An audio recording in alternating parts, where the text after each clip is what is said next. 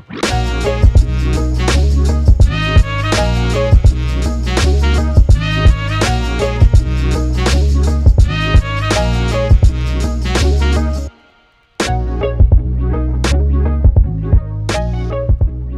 is Aaron Rice with Concierge, and I'm here with my good friend Ken, and he is with ReBox. And Ken, tell us a little bit about who you are, what you do, and where you do it. Yes, Aaron, really appreciate the opportunity to, speak with you and to the greater audience out there. I say thank you for tuning in and, tapping into, what I like to call the next revolution, if you will, in regards to housing. And so a little bit about, myself. So I'm a native Detroiter through and through. I relocated to Baltimore around 3 years ago, while I was working in the automotive sector. And, throughout my time living here in Baltimore and understanding the similarities between the city of Baltimore and my hometown of Detroit, I did not feel comfortable moving to Baltimore for my own economic development and living downtown and ignoring a very apparent issue in regards to housing inequity and housing access. And so it's because of that that in February of 2024, I began ideating the ReBox Foundation, which is an emerging 501c3 nonprofit property development and management organization, where we are taking shipping containers, something that is not new to the city of Baltimore being a port city, and revitalizing them and reboxing them, as we like to call it, into studio and one-bedroom homes for individuals in moments of transition in their lives. And the reason why I say I started ideating this in February is because at the time I was still, working my full-time job. And so it takes some time to develop a plan. But in September of 2025, that is actually when I separated from my prior role to pursue this work in a full-time capacity, because it's so not only time consuming, but it's so passion driven that if you're not 110% involved in this type of work, you really aren't able to hit on all of the variables that it takes to really execute something like this. And so I know we'll get more into it. That's just a high level overview about myself, as long with the ReBox Foundation, Aaron. I appreciate that. I appreciate that. So, with all the different housing methodologies that are out there, from offsite construction to on-site construction to stick-built Yeah. to tiny homes, to now what you're offering, which is shipping containers. What caused you to land at shipping containers as a viable way forward? Well, honestly, it's an aggregate of all the things you just mentioned, surprisingly. When thinking about shipping containers, it's something that is not, the concept is not new. Shipping containers have been leveraged for, property development or designs, internationally, I want to say since the 70s. That is when the first, shipping container structure was erected.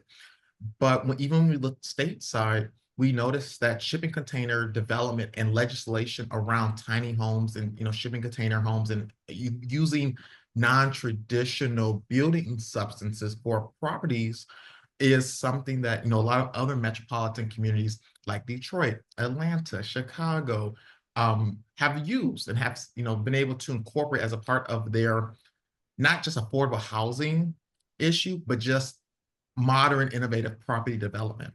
And so my inspiration came from growing up in Detroit and seeing how shipping containers were incorporated, as the 2008 happened, and then growing up in the middle of that, and you have all these blighted properties and vacant When lands, you and say when you say 2008, the the Great housing, Recession, the Great of 2000. Recession. Okay. Yes, the great, it's for someone living in Detroit or another metropolitan community, it's like all you have to say is 2008. It's like you're back there. And even as a child, you recognize, hey, there's something going on with auntie and uncle house, or oh, there's neighborhoods, and neighborhoods are just being blighted, and people are moving out.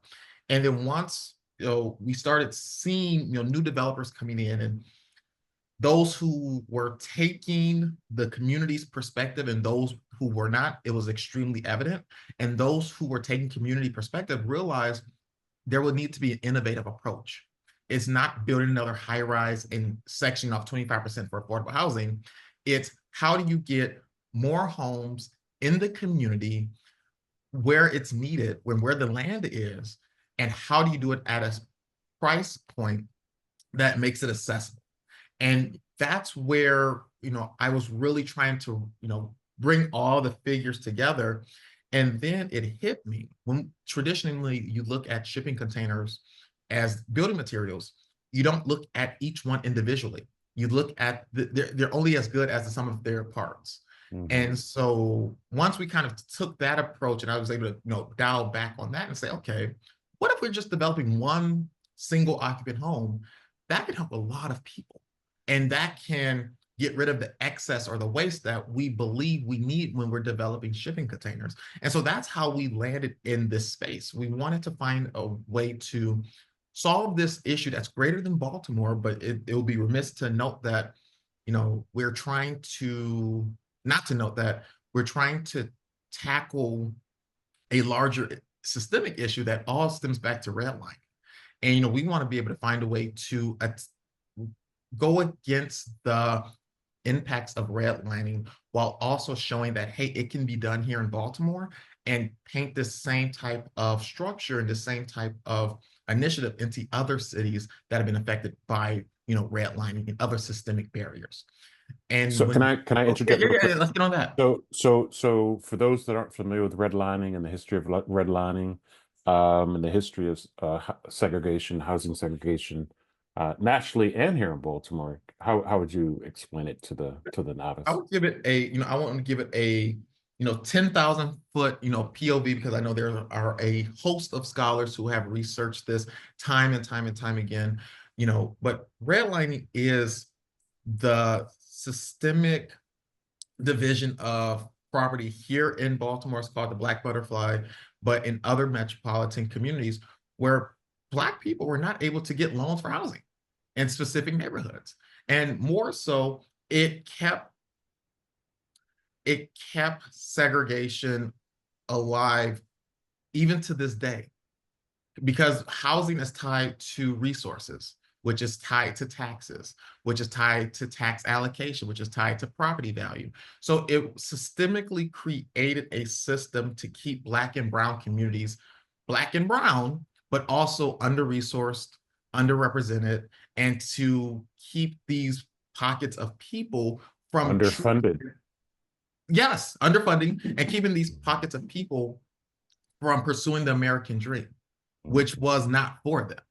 And so when we're looking at, and of course, there's a huge, when we're looking at first-time homebuyer loans, when we're looking at all the other forms of source funding, there is a host of different other areas where redlining showed itself. But just again, Mhm. high level, 10,000 foot perspective, it's really the systemic way of keeping our communities in the back burner.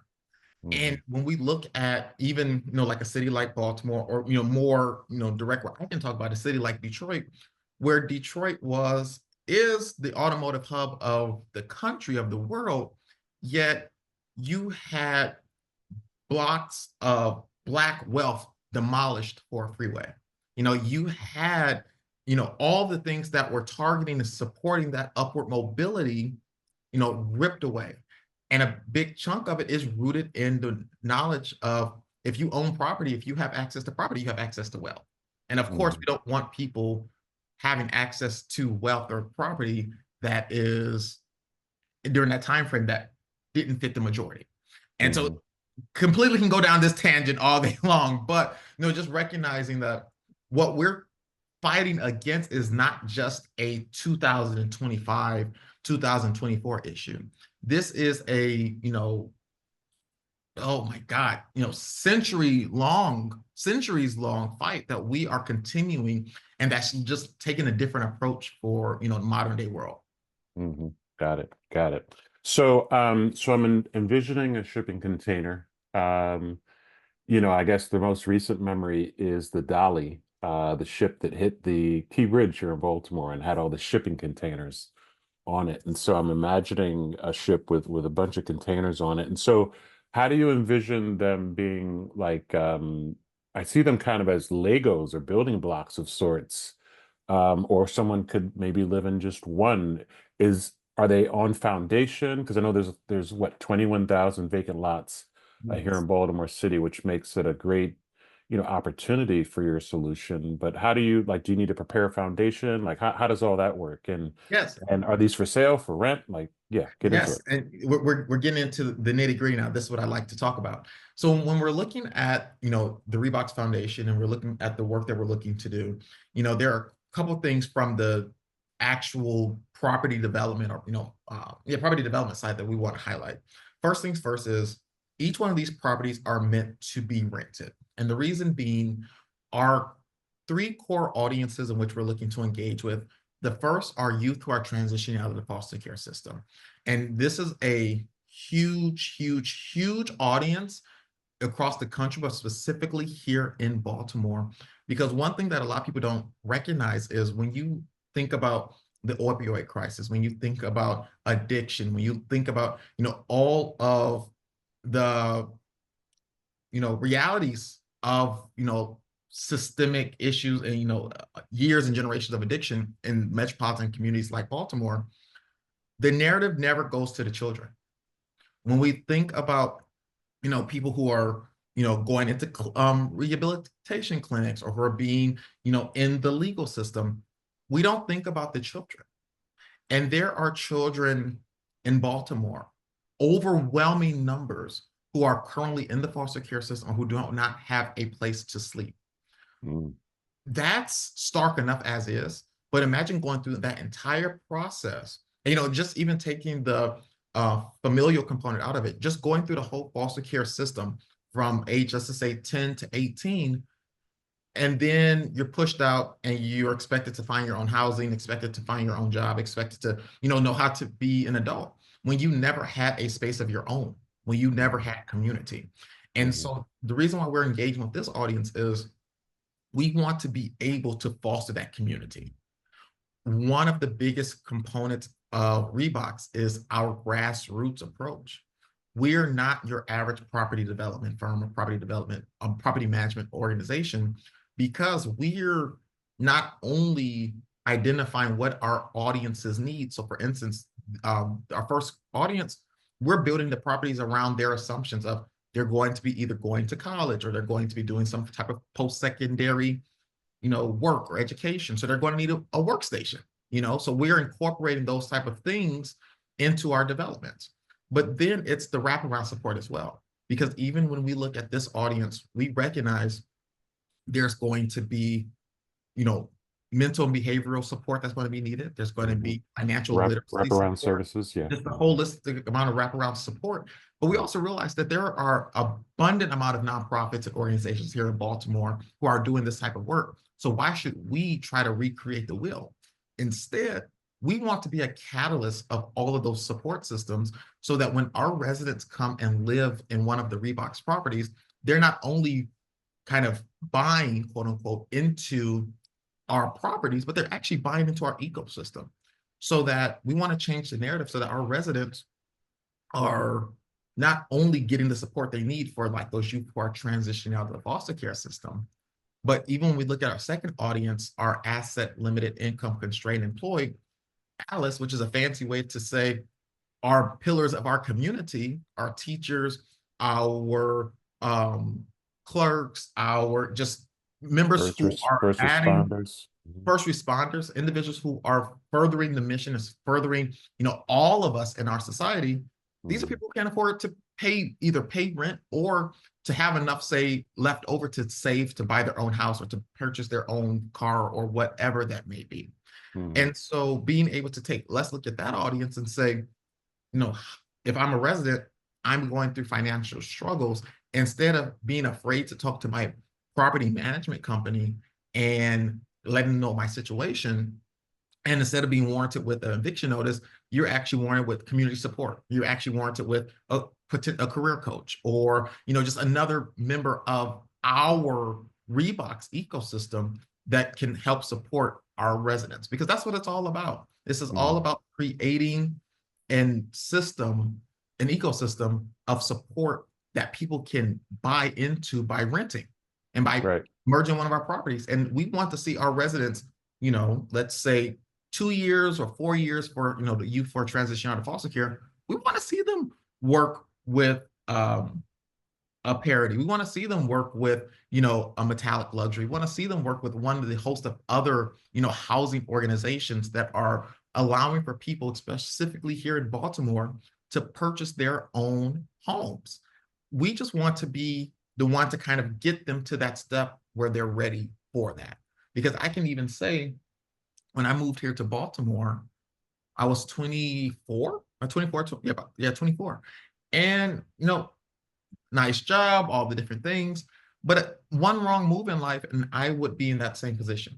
And that's what really made me start thinking about this from how can I not only support the now, but also the future? Because as a part of ReBoxing, and we can get into this a little bit later, but a part of ReBox is we want to create apprenticeship programs so that Baltimore residents learn how to maintain these properties, and we're creating new industry here.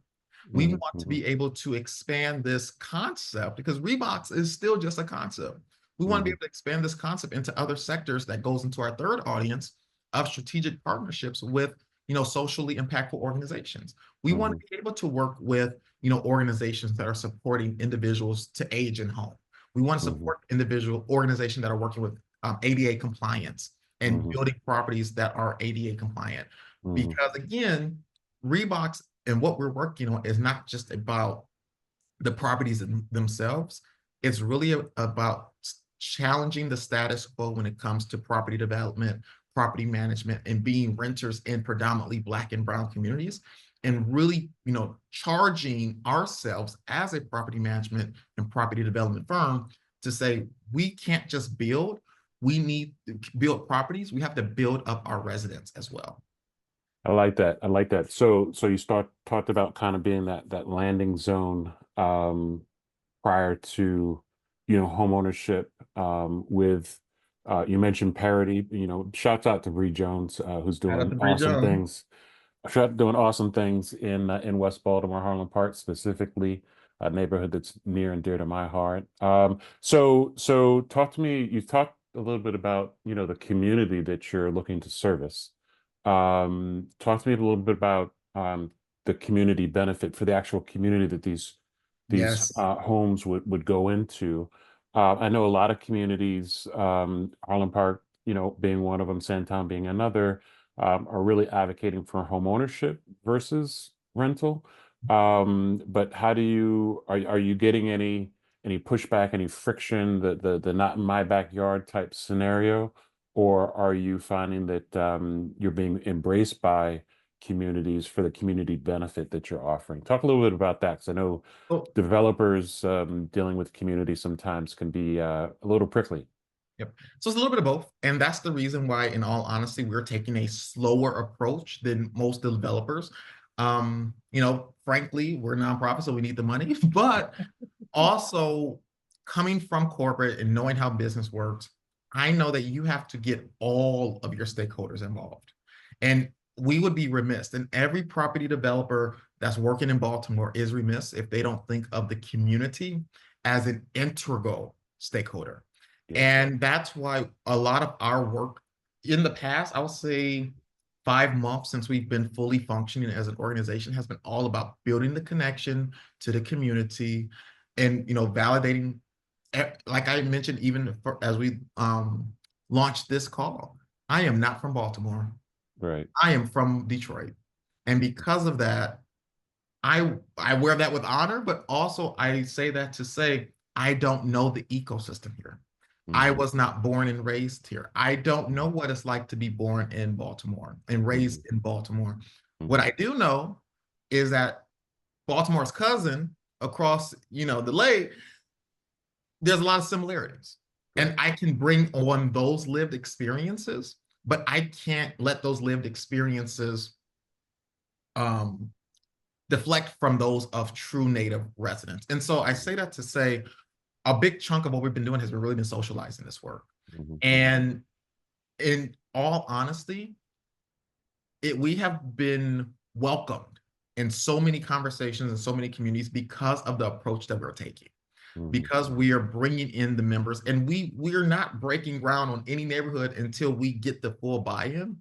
Yeah. But also it's understanding what that community needs, because for each parcel, the property that we develop, we want to pour back into that neighborhood. So for instance, and I know it's hard to visualize this, but stay with me, people. If we look at a historic, just standard row home size He's land. from Detroit, folks. There we He's from Detroit. if we look at that, look, row homes aren't something that's normal to me. I'm sorry. But if we take a normal parcel that size, we can take 2 or 3, shipping containers, towards the back of that land property and build a courtyard. But then in the forefront of that property, we want to build little library. We want to build a community garden. We want to build, even if it's just a bench in a park and a couple of plants, but we want to be able to create spaces that not only benefit our residents, but the community, because we don't see a separation, and we don't want to see a separation. We want for our properties to be an extension of the neighborhoods. I mentioned earlier ReBoxing. ReBoxing is a term that our marketing team, shout out to Joy Johnson at Spark Joy Studios. She worked on this campaign where she worked in this campaign where we're pretty much identifying what ReBoxing is, and that is the act of giving something, taking something that currently exists and giving it a new identity, a life, while maintaining its original identity. And that's what we're really looking to do in a lot of these Baltimore neighborhoods, because I'm an adamant, I hate the, I hate the words redeveloping. I hate the words rejuvenation, because at the end of the day, in my mind, it's saying there's something wrong with what was here. Whenever we're talking about, the redevelopment or the revitalization of Baltimore or the renaissance of Baltimore, I say those with a, grain of salt, because there's a negative connotation of something's not right here. Whereas ReBoxing is all about acknowledging what's here, saying, hey, this works for this community. How can we just come in and just give it a little while still maintaining its identity? And one thing that I wanted to mention, and I know I completely zoomed over this before, but it's the actual, development of the properties themselves. And that's another way in which we're getting the community buy-in, because we are planning on making these permanent structures. We're pouring down slabs to, bolt these into the ground. We're going to be bringing in fully flushed out, plumbing, electrical, connected to the city. We're incorporating, sustainability. That's a huge part of the work that we're working on. And, even Aaron, I know that you'll be happy to hear this of, we're looking to identify ways in which we can really bring in that, interior health and wellness as a part of our development, because, we've had conversations about Singing my language now. See, I knew this would get you excited, because, from the conversations we've had, we have to recognize that people spend the majority of their time indoors and in their homes. Right. And when we're looking at tiny homes, that's not a lot of space for ventilation. That's not a lot of space for, the typical moving and flow that you get in terms of a space. So we're thinking innovatively on how we can ensure the safety, holistic safety of our residents. And, those are the things that we are leading with, but also the beauty, and, some might not agree with me with this, but the beauty of us being an organization in our infancy is that it allows for us to be nimble, but it also allows for us to remain personable. Anyone that's on my team that's been on any call that I've been on knows that I'm big on humanizing the work, because the work isn't for me, the work isn't for you, the work is for the community members who need it. And a lot of times we know that individuals who are in need are not always going to say that they're in need because of pride.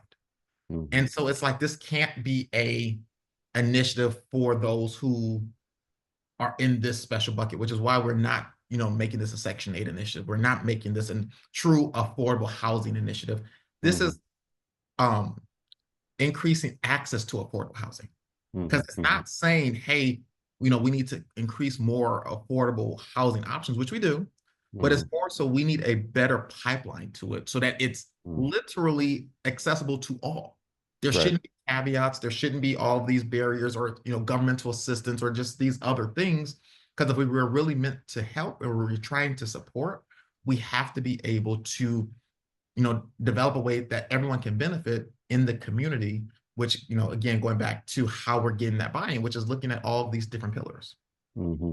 So yeah, so what's near and dear to my heart is always the conversation and around the health and wellness of building occupants, and because we do spend 90% of our lifetimes indoors, and 70% of that time is spent in our homes, 14 to 16 hours per day spent in our homes, majority of that time spent in our bedrooms, and everybody's worried about outdoor air quality, but we actually breathe 70% of outdoor air indoors because we spend so much time indoors. So whether that's your home, your car, your train, plane, hotel, indoor air quality is known to be up to 100 times worse than outdoor air quality. So that's why I kind of hone in on that.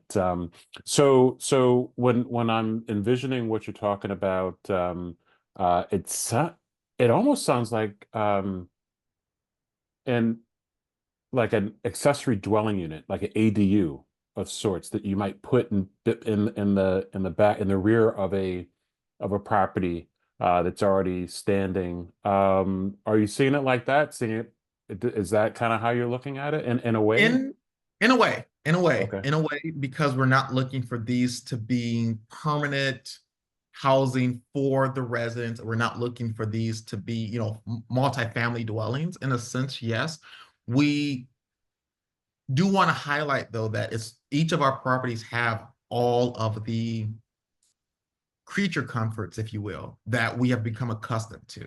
One of the good. beauties that I've worked with the team on is saying, hey, there needs to be a dishwasher in here. Like that's a non-negotiable for me. So it has You're to be very much non-negotiable. focused on the occupant experience, which is important. Yes, because again, it doesn't make sense for us to have a affordable housing option if no one Mhm. wants it.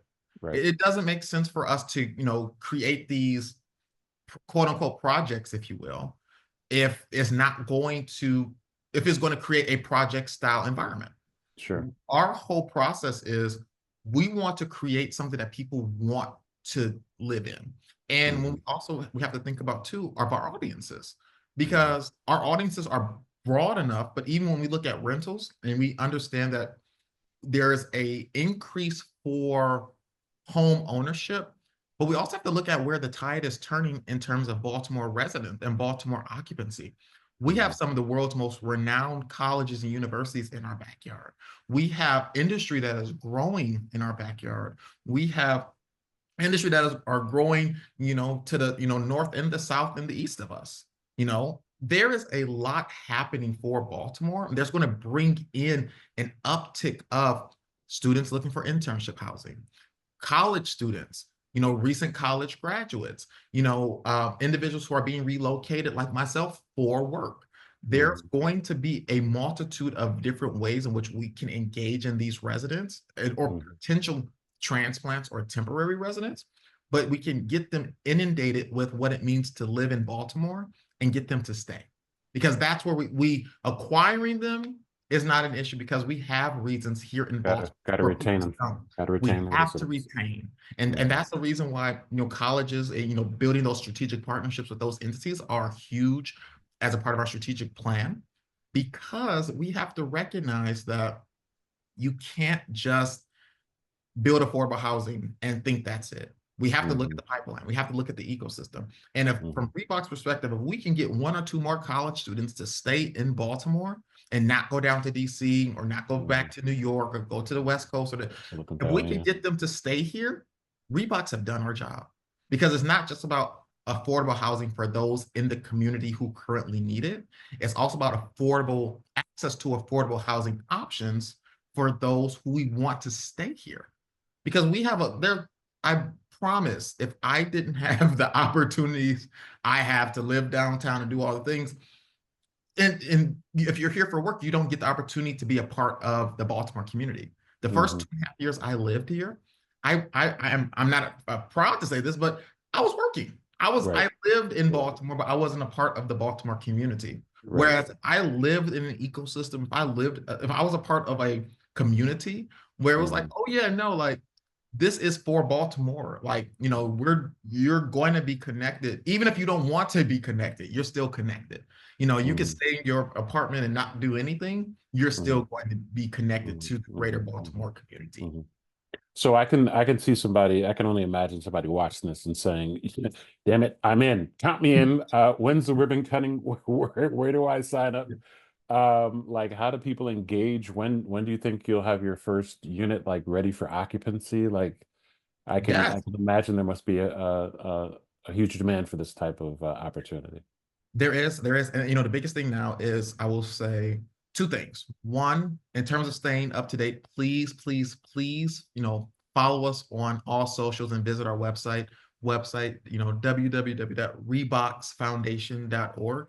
Uh, our socials are at ReBox Foundation. Yes, they are. And the one thing I will say though is a big thing what we're looking on now is really getting municipality support as well as the state of Maryland support, because that's going to be huge in not only our launch but our sustainability, because that's Mhm. something I'm big on. Of It's great to launch. We had our launch, our official launch date is 11/11. That's all great. But in order for us to remain sustainable for the next 10, 20, 30 years, we have to Mhm. build strategic partnerships with all of these entities. And so that's what we're working on now. But I would say, ideally, all things goes well. We get our 501(c)(3) and all the fun stuff. We are anticipating to have our first property summer of 2025, to open to the public and being able to do like a walkthrough. But like I say, in the meantime, stay up to date with us on our website, our socials, and even um our LinkedIn, all those different things. And also, for anyone that's watching this, feel free to connect with me if there are opportunities that you believe there's alignment in. Because Aaron can tell you, I'm big for talking. I'm pretty sure I've talked most of this 30 minutes away. But more importantly, like I mentioned, it's so important to have dialogue about this, because we can't all live in a vacuum that it doesn't affect me, so we can't talk about it. It Right. didn't affect me. I'm talking about it. We have to talk about it, and it has to be something that we talk about at younger and younger and younger ages, so that we can have more time to make the impact that's needed. So what would you say is as we close out the conversation, and again, thank you for your time. What would you say is the number one barrier that's standing in your way of getting to that, open house or that first unit that someone could occupy? What would you say is the number one barrier that's kind of standing in the way?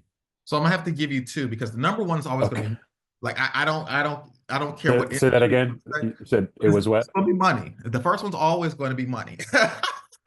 But the second one, and this one is extremely important, is the community buy-in. Because this initiative does not make sense if every community member, or at least 95% of the communities in the neighborhoods that we're going to be engaging in, do not support this. Because Mhm. we know Baltimore is a block by block city. You can get the support of one but not the other, and it doesn't make sense for us to go into these communities without that buy-in.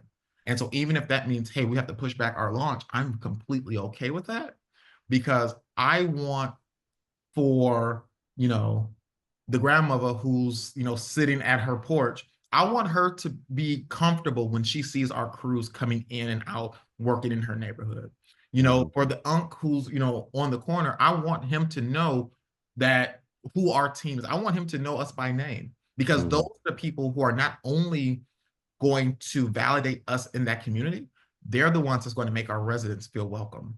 They're Mhm. the ones that are going to keep an eye out on our properties. They're Mhm. the ones that are going to make ReBox truly native to Baltimore. So that outside of the funding, because funding is always going to be important, that community buy-in is, you can't put a price on Well, we'll call that the mic drop. that. And Ken, man, I can't thank you enough for taking time out of your busy schedule to share your thought leadership and subject matter expertise on what you're doing. I love it. This is exactly what our audience needed to hear today. So thank you so much. I really appreciate it. Of course, it's been an absolute pleasure, and looking forward to staying connected with you and all of you watching. Absolutely. Thanks so much, man. Have a great one. Oh, damn, Ken. Hey, I forgot to hit record. We got to do this all over again. You're joking, right? No, I see. I am. I'm just joking. I was like, wait a minute. Have a good one, man. You too.